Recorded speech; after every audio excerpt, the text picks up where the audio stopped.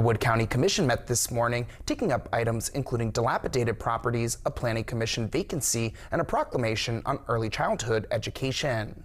The commissioners approved plans to demolish 2 properties using state grant funding, one on Dickens Drive in Mineral Wells and one on Valley Mills Road in Parkersburg.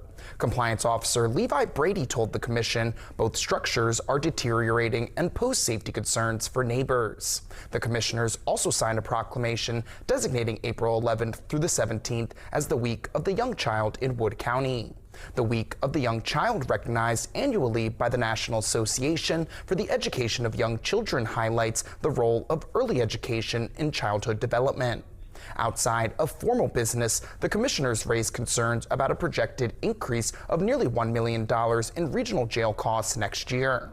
The commissioners recently heard budget requests from department heads and will take up the budget for discussion next Thursday.